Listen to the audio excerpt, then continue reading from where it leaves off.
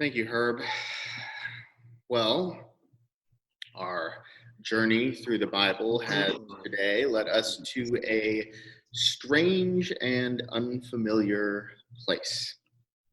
Uh, uh, Now, for many of us, passages like this aren't one that we spend a lot of time focusing on, and yet this is a very important part of the Bible's story. What we read this morning was one example of a series of instructions that were given to walk priests through an ancient Israelite ritual, that of animal sacrifice. And I would dare say that none of us in this Zoom group have experienced anything like this before. Now, for those of us who grew up in the city and who don't have any experience with seeing animals killed, the whole thing can strike us as grotesque. But even for those of us who have been farmers or butchers or who have had some more experience with animals, it's odd. It's not something in our register to see this kind of religious ritual played out. And it went something like this. The passage that we read this morning talked about an incident in which the entire community of Israel realizes that they have sinned, they've made a mistake. And so they bring a bull, a large and costly animal, before this kind of outdoor section of the tabernacle. And that bull is brought to the priests, and the priest kills the bull right there on the spot. And then the priest takes this blood from this animal and goes inside of the curtain, now where nobody can see what's going on, and sprinkles this blood on various things, on the curtain, on the altar in front of them. Probably washes his hands in the basin, and when he returns, the people know that they have been atoned, that they are at one with God.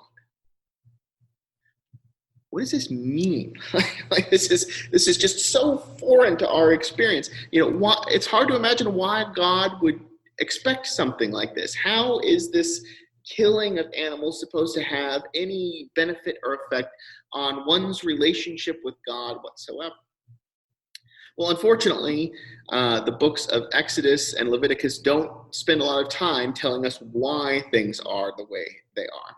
Really, the emphasis on those books is to tell you what you're supposed to do and how you're supposed to do it, not necessarily why these things happen. But I think we can get a general sense of what this means if we take a step back and look at the story of the Bible as a whole. So you might remember from the first week in our series, I suggested that the story of the Bible can be described as a kind of play in 7 acts. That first act was the backstory, which talks about the creation of everything and the fall. And this is intended to show that the world is a good place, but something has gone wrong. And there's evil in it. And the way that is suggesting that something called sin, that's kind of like a disease, a virus, has infected the world, and it just goes around and corrupts everything that it touches. And then in the second step of that story of the Bible, then we find that the focus is on the chosen people, which is still the section that we're in, the calling of the chosen people. And the point of the chosen people is to set apart a people who are, in a sense, quarantined from this evil that's going on in the world, who can demonstrate what it's like to be just and whole. And so, as we discussed last week, this meant following a lot of regulations about trying to remain pure, trying to live into the beautiful holiness that God envisioned, about trying to be just and treat people fairly in the way that God wanted humans to treat each other. But that still leaves you wondering, well, what's What's the point of all of this sacrificial system?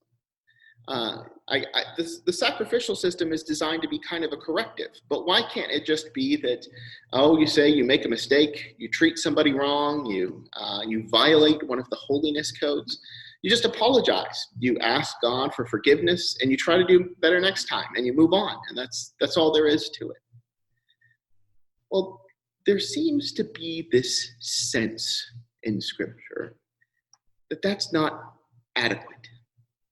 That the infection of sin is so deep and so pervasive that some kind of a deep cleaning, a purging or a purification process is needed in order to truly preserve our status as the set-apart people who reflect God's will for humanity. And so this setting apart emphasis, which is so important in the story of the Bible, is expressed through these ritual sacrifices. And I think, okay, that's still an odd concept, but I think an analogy that might maybe help us wrap our minds around it a little bit is to talk about one of the sins that plagues our own country that we've had to grapple with. And I'm talking about racism. Now, I know we've been discussing racism a lot recently, and I want to emphasize it's certainly not the only sin. It's not the only thing Christians need to be concerned about. But there is a sense that this is a moment of national reckoning, and it's important for us to really work on this issue right now. And it's worth pointing out that there are a number of people who still don't see it as a fundamental problem.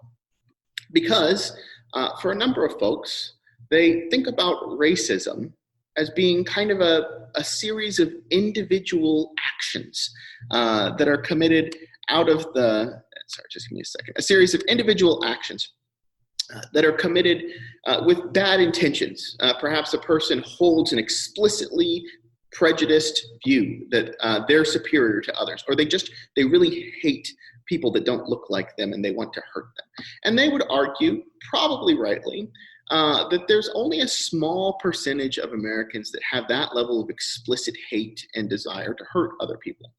I think we've found out that in the last few years that number is bigger than many of us realized, and that the minority of people can sure do a lot of damage. But I think it's probably true that the vast majority of Americans do not hold a desire to hurt people that don't look like them in their heart. But as the anti-racist statement that came out for our church this week emphasized, it's not enough just to avoid these kind of explicitly harmful actions. And the reason is that racism has so deeply infiltrated our society. It has gotten into all of our minds. It affects us psychologically from the time that we are very young children. We develop these stereotypes against Black and brown people that have no basis in reality. It's embedded in our institutions, in the police structures, in the housing structures, in the health structures that have been set up a long time ago, even in some of the physical structures and statues that stand around our nation. And consequently, it's not enough to just say, I'm sorry, I'll try to do better next time. There's a kind of deep cleaning that's needed. This kind of process of really getting to the roots of this thing and regularly purging ourselves of the racism that comes up and taking concrete actions toward becoming a different kind of society. And this, I think, is a helpful way for us to understand what was going on in Leviticus especially. There is this concern that the reality of sin is so pervasive that it's not enough to just try to do right. There really has to be a very intentional process in place for a deep and thorough purification to make us be the kind of people God imagined. Now, racism wasn't necessarily the issue that the ancient Israelites were dealing with, but we find that they did have their own issues almost immediately upon leaving Egypt. After they crossed the Red Sea and they came to Mount Sinai, Moses goes up to have this conversation with God, and the people are waiting for Moses to return, and they get a little anxious. So what do? They build a golden calf, and they worship it. I have to say, I was familiar with this story growing up, and I just thought that this had to have been the most short-sighted, ridiculous thing that any people of God had ever done. Like, how is it possible that you had just witnessed some of the most intense miracles that are reported in the Bible, that you just came through the Red Sea, and then in a matter of weeks, you say, you know what, I'm just going to create a different God to worship, this calf instead. But I've come to believe that that's not actually what's happening in this story. It's not that the people are trying to worship a different God. It's that they were trying to worship the God who brought them through the Red Sea. They were just doing it the wrong way. So if we look at this text from Exodus chapter 32, let's review how it goes. It says, when the people saw that Moses delayed to come down from the mountain, the people gathered around Aaron and said to him, "Come, make gods for us, who shall go before us. As for this Moses, we do not know what has become of him." Now, I can see why that would seem like you're creating another god, but I would point out that the word gods can also be translated as God at times in the New Testament as a singular. And the word make is not talking about creating something, but more about fashioning, kind of a physical manifestation. So if we jump down to verse 3, so all the people took off the gold rings from their ears and brought them to Aaron. He took the gold from them, formed it into a mold, and cast an image of a calf. And they said, "These are your gods, O Israel," or as I would translate it, perhaps in a different, go to the next slide there, that this is your God, O Israel, who brought you up out of the land of Egypt. What they were doing is they were frustrated that they didn't know what to do. They couldn't see this God who had saved them. They didn't know how they were supposed to respond. So they built an idol of a calf, and they thought that, here, this is the God that brought us through the Red Sea, the God of Abraham, Isaac, and Jacob, and let us worship this God. But this deeply, deeply distressed the God they were claiming to worship. Because in doing this, not only did they reduce the power, the transcendence of an infinite God into a single animal, but they also made something that they could control to fit their purposes, to worship in the way that they wanted to worship. And this is exactly what God was trying to avoid. God carved them out to be a set-apart people so that they would not be a community that fashioned the gods to meet their interests, but that allowed God to shape them. And so, despite the good intentions, it ended up being extremely troubling. And in fact, there's this passage here from Leviticus 4 that I'd like to call you back to. And I'm sorry, Jim, I'm jumping around here on the PowerPoint a little bit, but that first passage from Leviticus chapter 4, when we were talking about the ceremony, it's worth pointing out that this is not even addressing intentional harmful sins. This whole ritual of killing the bull was done to address unintentional sins. If the whole congregation of Israel errs unintentionally and the matter escapes notice of the assembly, they do any one of the things that by the Lord's commands ought not to be done and incur guilt, then you have to go through this process, right? I mean, if you're thinking in terms of a pandemic, it frankly doesn't matter whether you intentionally or unintentionally breathed in the disease. What matters is that you have it and that you have to deal with it, right? And so there's this entire system that is set up in order to help the people deal with it. Now, before we kind of break it down and kind of look at the various parts of this, I just want to be clear that the sacrificial, the atonement part was really only one piece of this larger sacrificial system. It wasn't just about getting rid of sin, but it also had these very positive elements of trying to form people into a new way of thinking of God and worshiping. So, for example, probably the most fundamental of all of the positive formative things is the Passover festival. Way back in Exodus chapter 12, actually right before God liberated the people from Egypt, God already, according to the narrative, makes this command, that you shall observe the festival of unleavened bread.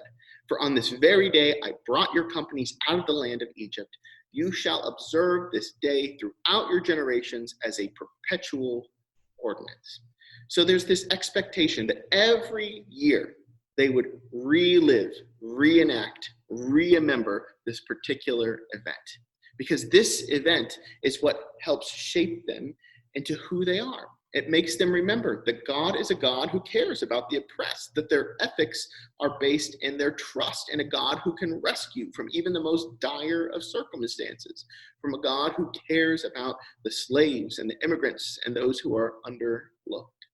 And this isn't the only festival by any means. We read about a number of practices.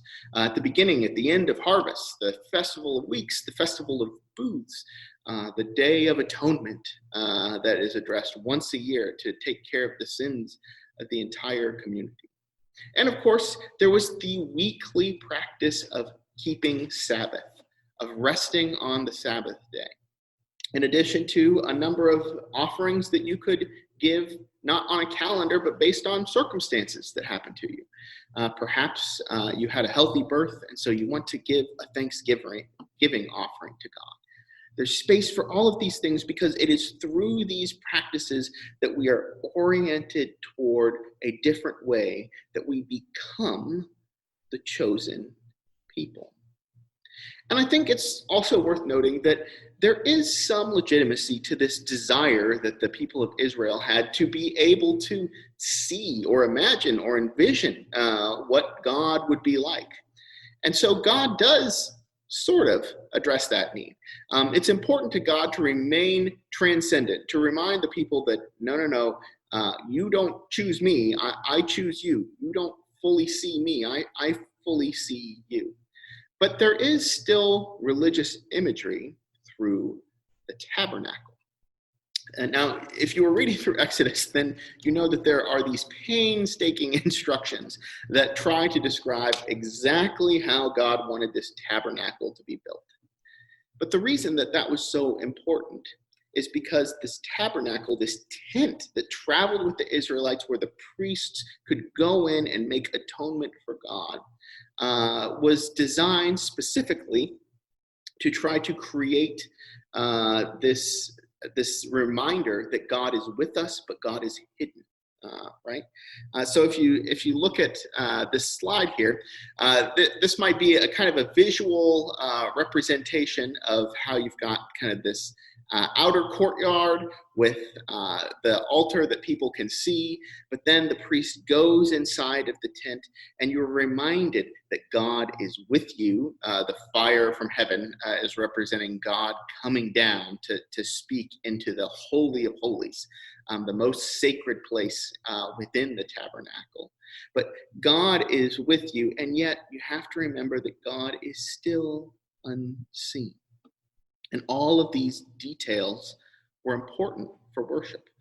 This passage from Leviticus highlights just how much this emphasis matters. It says, "You shall hang the curtain under the clasps and bring the Ark of the Covenant in there within the curtain, and the curtain shall separate for you the holy place from the most holy." That separation is a key part of this design. But of course, the separation, in addition to communicating what kind of God it was, it made for a difficult relationship between God and the people. And thus, this office of a high priest had to be created. A high priest was a person who was by no means considered infallible or of some higher human nature than all of the other people in the community, but whose life was supposed to be set apart even more than the rest of the community was set apart, so that this person could enter and interact in the holiest space within the tabernacle, right? One of the rules, for example, that was given to high priests that didn't apply to everyone else was a severe restriction on funerals and their ability to participate in funerals. I think we might have a scripture here about this. Maybe we don't. But in one of the passages in Leviticus, I believe, the rules are given that high priests are only allowed to see their most immediate family, because of course there's this belief that encountering the dead makes you unclean. And so they live this different life, not because they are better, but because the community needs them to be in this specific role of going into this mysterious tabernacle and helping them relate to God. But then finally, I want to come back to this practice of animal sacrifice itself. And I'll confess, I don't fully understand the logic behind this about why animals were sacrificed. But I do think that it's worth looking at it closely, because I think many people's perceptions of what's going on here are inaccurate. So to jump back to chapter 4 and verse 15, it says, "The elders of the congregation shall lay their hands on the head of the bull before the Lord, and the bull shall be slaughtered before the Lord. The anointed priest shall bring some of the blood of the bull into the tent of meeting, and shall make atonement for them, and they shall be forgiven." I think a common misperception that people have is that this was kind of a way of acting out corporate punishment, that God needed to punish the Israelites, kill the Israelites for their sins, and therefore God killed the bull so that they wouldn't have to do it. But the point of this passage is that it's not the killing, but the blood of the bull that's actually salvific. The killing doesn't even happen inside of the tent, inside of the Holy of Holies. It's the blood that is brought into the tent, and this is not associated with death, but with life. As this passage from Leviticus chapter 17 indicates, "For the life of the flesh is in the blood, and I have given it to you for making atonement for your lives on the altar. For as life, it is the blood that makes atonement." It's almost as though the people were not able to cleanse themselves by themselves. And so they had to reach out to bring in some external power upon them so that they could be truly cleansed of this iniquity that was running through the entire community. Now, there'll be a lot more to say about this down the line in the story of the Bible when we talk about the New Testament and what the New Testament does with this sacrificial system in particular. But what I'd just like to leave us with for now is the reminder that even though this animal sacrifice system is no longer in place, I think many of the principles are still valuable to uphold. For example, I would say that this idea that we need to be engaging in these regular religious rules is something that most people grossly underestimate. I hear more and more people say things like, well, I'm a Christian, but I'm not religious. I don't really go to church. I just worship God in my own way.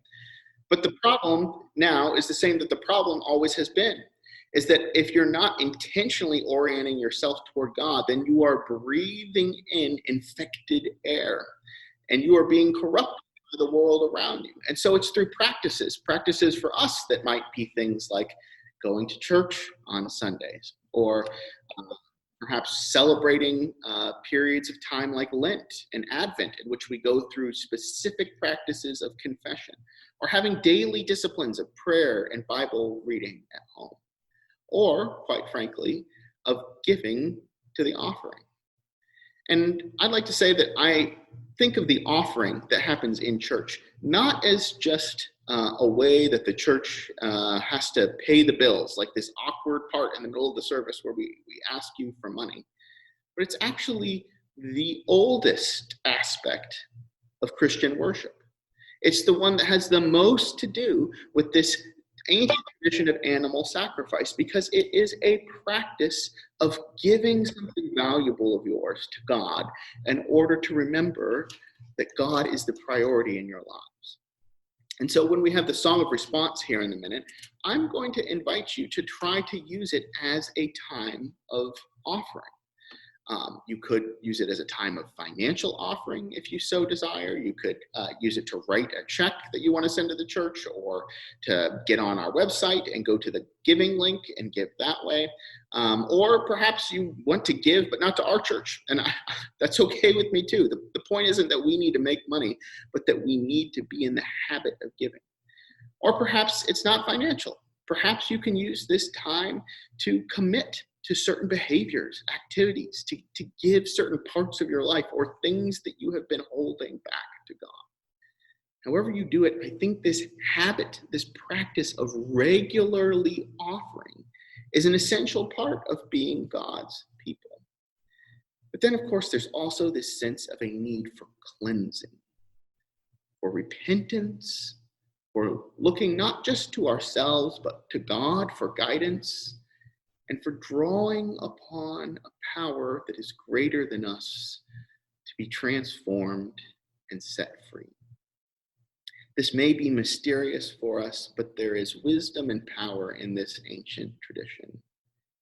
And as we sing this song of response or reflect on this song of response, let us pray that the God who brought the Israelites through Egypt and who taught them how to be a set-apart people will continue to guide us so that we can remain set apart as a just and holy and God-honoring community today.